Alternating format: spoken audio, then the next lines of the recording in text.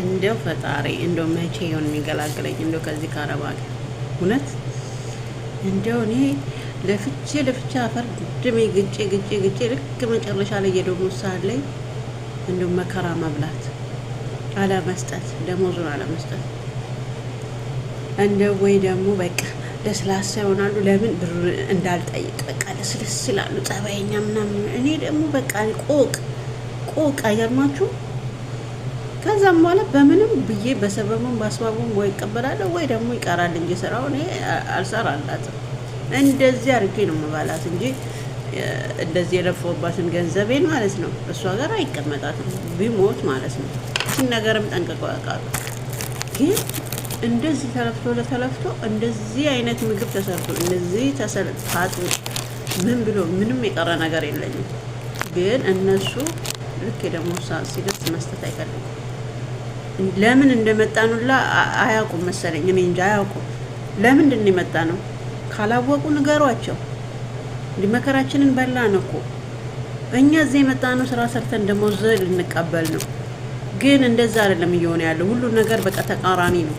ሁሉ ነገር ተቃራኒ ነው።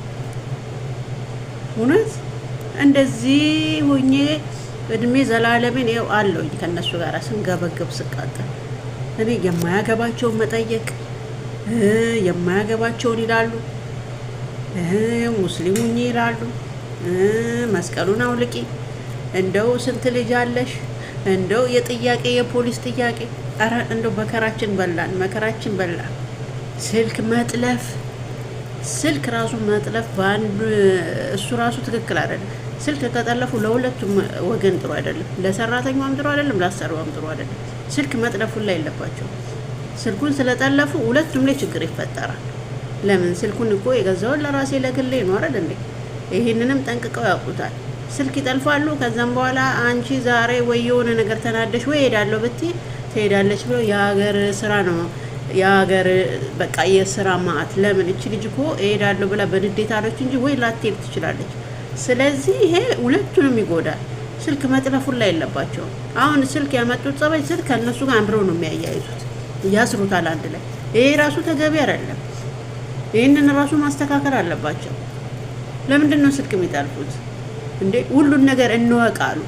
ሁሉን ነገር እንውቅ አብረን ነው በቃ ሁሉን ነገር አይሆንም እንደዚህ